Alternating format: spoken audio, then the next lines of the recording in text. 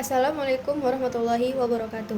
Di sini saya akan mempresentasikan PowerPoint yang telah saya buat dengan judul Janganlah engkau memuliakan kawanmu dengan sesuatu yang memberatkannya. Saya Edu Nekandari, NIM 0104242070 dari Prodi Manajemen Dakwah Aceh. Di sini saya akan mempresentasikan pembahasan tentang tema yang telah saya buat, yaitu ada dia pendahuluan. Persahabatan adalah salah satu aspek penting dalam kehidupan manusia, namun seringkali kita tidak menyadari bahwa tindakan kita dapat memberatkan orang lain. Hadis "Janganlah engkau memuliakan kawanmu dengan sesuatu yang memberatkannya" mengingatkan kita untuk tidak memaksakan orang lain. Latar belakang. Hadis ini diriwayatkan oleh Imam Muslim dan berbunyi, "La takar qauman na'alaika ahaka bisyai'in yuqaqilu alaihi", yang artinya, janganlah engkau memuliakan kawanmu dengan sesuatu yang memberatkannya. Lanjut, di sini dia ada makna hadis, yaitu hadis ini menekankan pentingnya menghormati batasan dan kemampuan orang lain dalam persahabatan. Artinya, janganlah memaksa orang lain untuk melakukan sesuatu yang tidak mampu mereka lakukan. Di sini juga terdapat analisis hadisnya, yaitu tentang menghormati batasan orang lain, menghindari manipulasi emosional, membangun kepercayaan, dan menghargai privasi. Di sini juga terdapat implikasi dalam kehidupan sehari-hari, yaitu menghargai privasi orang lain, tidak memaksa pendapat atau keinginan, membangun komunikasi terbuka dan jujur, serta menghormati perbedaan. Dan yang terakhir ada kesimpulan, yaitu mengajarkan kita untuk menghormati batasan dan kemampuan orang lain dalam persahabatan.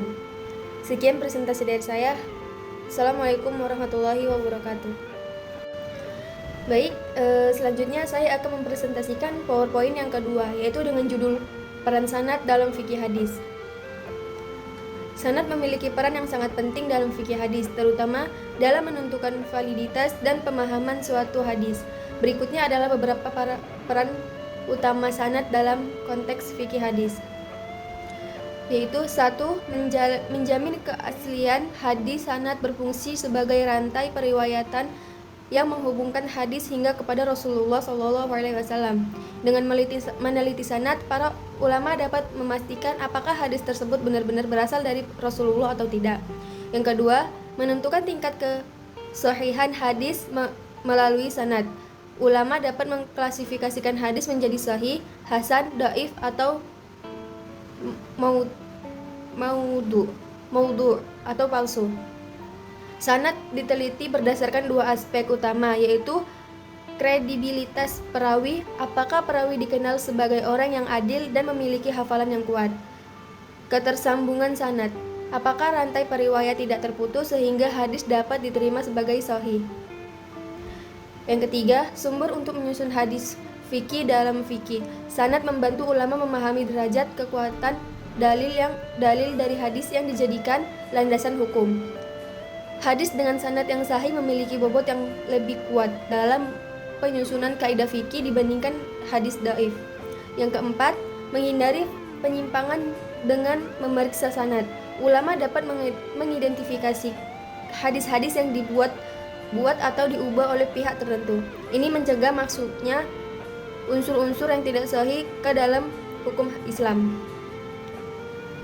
Yang kelima, yaitu penafsiran kontekstual. Sanad juga memberikan informasi tentang konteks hadis, seperti situasi atau kondisi tertentu yang dialami oleh perawi. Hal ini membantu dalam memahami maksud Rasulullah dan penerapannya dalam fikih. Yang keenam, memelihara ilmu hadis. Sistem sanad merupakan salah satu keistimewaan dalam tradisi keilmuan Islam. Dengan menjaga sanad, para ulama telah melestarikan ilmu hadis secara sistematis dan otentik, sehingga dapat dijadikan referensi dalam penetapan hukum Islam. Dalam praktiknya, ilmu sanad menjadi landasan utama dalam ilmu mustalahul hadis, yaitu berfungsi untuk menilai validitas suatu hadis. Oleh karena itu, sanad merupakan elemen yang tidak bisa dipisahkan dalam fikih hadis. Sekian presentasi dari saya. Selanjutnya kita masuk ke kuis, yaitu Soalan nomor 1, apa fungsi utama sanad dalam hadis? Soal kedua, bagaimana para ulama memastikan keaslian hadis? Soal ketiga, mengapa sanad penting dalam fikih hadis? Soal keempat yaitu, apa informasi tambahan yang diberikan oleh sanad? Dan soal terakhir yaitu, apa tujuan memeriksa sanad dalam fikih? Sekian presentasi dari saya. Apabila ada yang salah, saya mohon maaf. Assalamualaikum warahmatullahi wabarakatuh. Assalamualaikum warahmatullahi wabarakatuh. Perkenalkan, nama saya Edwin Hekandari dengan NIM 0104242070. Saya dari Prodi Manajemen Dakwah C akan membawakan kultum dengan tema hadis tentang akhlak dalam dakwah. Termasuk di antara keindahan ajaran agama Islam adalah agama ini mendorong umatnya untuk memiliki akhlak yang mulia dan akhlak yang luhur. Dengan sebaliknya, agama ini melarang umatnya dari akhlak rendahan dan akhlak yang buruk. Hal ini ditunjukkan oleh banyak hadis tentang akhlak dari Nabi SAW. Hadis tentang akhlak tersebut diantaranya Rasulullah SAW bersabda, "Innama bu'itsu liutammima shalihal akhlaq." Sesungguhnya aku hanyalah diutus untuk menyempurnakan akhlak yang luhur. Rasulullah SAW bersabda dalam sebuah hadis, "Fa inna rafqa lam yakun fi syai'in qattu illa janahu wa la nuzi'a min syai'in qattu illa syana." Sesungguhnya lemah lembut tidaklah ada pada suatu kecuali akan menghiasinya, dan tidaklah dicabut dari sesuatu kecuali Allah memperkeruhkannya. Rawahul Abu Daud, sanad sahih. Hadis ini menjelaskan bahwa kelembutan akan menjadi penghias bagi sesuatu, sedangkan hilangnya kelembutan membuat sesuatu perkara menjadi tidak lagi indah. Di antara perkara yang membutuhkan kelembutan adalah dakwah. Rasulullah SAW adalah contoh terbaik dalam berdakwah. Beliaulah manusia memiliki kelembutan kepada setiap orang yang didakwainya. Hari ini banyak di antara manusia yang menolak dakwah Islam. Salah satu sebabnya adalah hilangnya kelembutan dalam dakwah tersebut. Allah Ta'ala menjelaskan 3 metode dasar dakwah yang salah satu diantaranya adalah dengan hikmah. Allah Ta'ala berfirman, "Ud'u ila sabilihi rabbika bil hikmati wal mau'izati al hasanati wajadilahum billati hiya ahsanu inni rabbaka huwa a'lamu biman dhalla an sabilihi wa huwa a'lamu bil muhtadin." Serulah manusia kepada jalan Tuhanmu dengan hikmah dan perjalanan yang baik, dan bantahlah mereka dengan cara yang baik. Sesungguhnya Tuhanmu dialah yang lebih mengetahui tentang siapa yang tersesat dari jalannya, dan dialah yang lebih mengetahui orang-orang yang mendapatkan petunjuk. Quran Surah An-Nahl ayat 125. Demikian kultum yang dapat saya sampaikan, semoga bermanfaat bagi kita semua. Wassalamualaikum warahmatullahi wabarakatuh. Qala Rasulullah sallallahu alaihi wasallam, "Ballighu anni walau ayah." Artinya, Rasulullah sallallahu alaihi wasallam bersabda, "Sampaikanlah diriku walau hanya satu ayat. Man dalla ala khairi falahu mislu ajri fa'ili." Artinya, barang siapa yang menunjukkan kepada kebaikan, maka dia akan mendapatkan pahala seperti orang-orang yang melakukannya. Khairukum man ta'alla al-Qur'ana wa 'allama. Artinya, yang terbaik di antara kalian adalah yang belajar Al-Qur'an dan mengajarkannya. Man da'a ila huda kana lahu minal ajri mithlu ajuri man tabi'a. Artinya, barang siapa yang mengajak kepada petunjuk, maka baginya pahala seperti pahala orang-orang yang mengikutinya. Ad-dinu an-nasihah. Artinya, agama adalah nasihat. Kullikum ra'i wa kullikum mas'ulu an ra'iyati. Artinya, setiap kalian adalah pemimpin dan setiap pemimpin bertanggung jawab atas apa yang dipimpinnya. An yahdiyallaha bika rajulan wahidan khairun laka mina khumrin na'ami. Artinya, jika Allah memberikan petunjuk kepada seseorang melalui kamu, itu lebih baik bagimu daripada unta merah.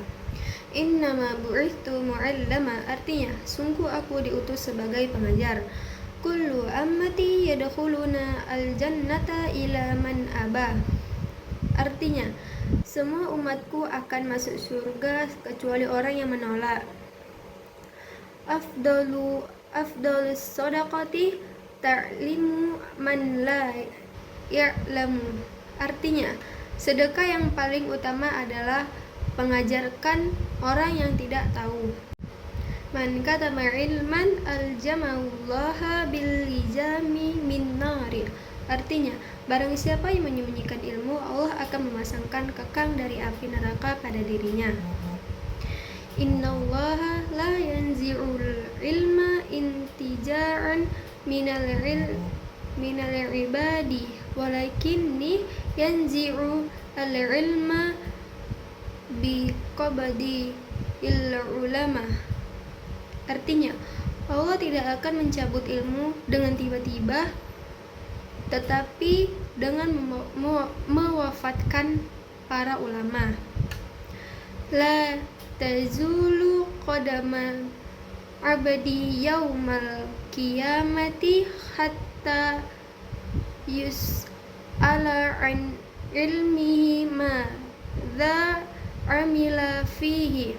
Artinya, kedua kaki seorang hamba tidak akan bergerak pada hari kiamat sebelum ditanya tentang ilmunya apa yang telah dia amalkan darinya. Man ahabba an yubsata lahu fi rizqihi wa yunsa'alahu fi atrihi falyasilu rahimah. Artinya, dakwah kepada keluarga dan orang terdekat adalah bagian dari silaturahmi yang membawa berkah. Man sunna fil islami sunnatan hasanatan falahu ajruha wa ajru man amila biha. Artinya, barang siapa yang memulai sesuatu kebiasaan yang baik dalam Islam, maka dia akan mendapatkan pahalanya dan pahala orang-orang yang mengamalkannya. A'udzu billahi minasyaitonir rajim. Bismillahirrahmanirrahim. Alif lam mim. Tanzilul kitabi la raiba fihi mir rabbil alamin. Am yaquluna iftara bal huwal haqqu min rabbika litunzira qauman ma atahum min nadhirin min qablika la'allahum yahtadun.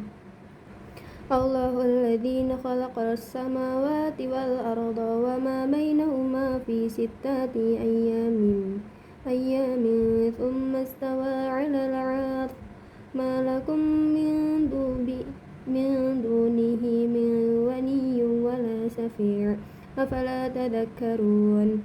Yudabbirul amra minas samaa'i ilal ardi thumma ya'ruju ilaihi fi yawmin kana maqdaruhu alfa sanatin mimma ta'uddun. Dzalika 'alimul ghaibi wasyahadatil azizir rahim. Alladzi ahsana kulla syai'in khalaqahu wa bada'a khalqal insani min tin. Thumma ja'ala naslahu min sulatin min ma'in mahin. Thumma sawwahu wa nafakha fihi min ruhihi wa ja'ala lakum sam'a wal absara wal af'idah qalilan ma tashkurun. Wa qalu a idza dalalna fil ardi a inna lafi khalqin jadid bal hum bi liqa'i rabbihim kafirin. Qul yatawaffakum malakul mauti alladzi ukila bikum thumma ila rabbikum turja'un. Walau tara idil mujrimuna nakisu ru'usihim 'inda rabbihim rabbana absarna wa sami'na farji'na ta'malu salihan inna muqinun. Walau syi'na la'atayna kulla nafsin hudaha walakin haqqa al-qawlu minni la'amma anna jahannama minal jinnati wan nasi ajma'in. Fadhuku biha nasitum liqa'a yawmikum hadha inna nasinakum wadhuku 'adzabal khuldi bima kuntum ta'lamun. Innama yu'minu bi ayatina alladhina idza dzukkiru biha kharru sujjadan wasubbahu bihamdi rabbihim wa hum la yastakbirun. Tatajafa junubuhum 'anil madaji yad'una rabbahum khawfan wa tama'an wa mimma razaqnahum yunfiqun. Fala tahlamu nafsum ma ukhfiya lahum min qurrati a'yun jazaa'an bima kanu ya'malun. Afman kana mu'minan kaman kana fasiqa la yasta'un. Ammal ladina amanu wa 'amilus solihati falahum jannatul ma'wa nuzulan bima kanu ya'malun. Wa ammal ladina fasaqu fama'wahumun naru kullama aradu yakhruju minha u'idu fiha wa qila lahum dhuqu 'adzaban nari alladhi kuntum bihi tukadzibun. وَلَنُذِيقَنَّهُم مِّنَ الْعَذَابِ الْأَدْنَىٰ دُونَ الْعَذَابِ الْأَكْبَرِ لَعَلَّهُمْ يَرْجِعُونَ. وَمَنْ أَظْلَمُ مِمَّن ذُكِّرَ بِآيَاتِ رَبِّهِ ثُمَّ أَعْرَضَ عَنْهَا إِنَّا مِنَ الْمُجْرِمِينَ مُنتَقِمُونَ. وَلَقَدْ آتَيْنَا مُوسَى الْكِتَابَ فَلَا تَكُنْ فِي مِرْيَةٍ مِّن لِقَائِهِ وَجَعَلْنَاهُ هُدًى لِبَنِي إِسْرَائِيلَ وَجَعَلْنَا مِنْهُمْ أَئِمَّةً يَهْدُونَ بِالْأَمْرِ لَمَّا صَبَرُوا وَكَانُوا بِآيَاتِنَا يُوقِنُونَ. إِنَّ رَبَّكَ هُدًى يَفْصِلُ بَيْنَهُمْ يَوْمَ الْقِيَامَةِ فِيمَا كَانُوا فِيهِ يَخْتَلِفُونَ. أَوَلَمْ يَهْدِ لَكُمْ كَمْ أَهْلَكْنَا مِنْ قَبْلِهِمْ مِنَ الْقُرُونِ يَمْشُونَ فِي مَسَاكِنِهِمْ إِنَّ فِي ذَلِكَ لَآيَةً أَفَلَا يَسْمَعُونَ. أَوَلَمْ يَرَوْا أَنَّا نسوق الماء إلى الأرض الجرز فنخرج به زرعا تأكل منه أنعامهم وأنفسهم أفلا يبصرون. ويقولون متى هذا الفتح إن كنتم صادقين. قل يوم الفتح لا ينفع الذين كفروا إيمانهم ولا هم ينصرون. فأعرضوا عنهم وانتظر إنهم منتظرين.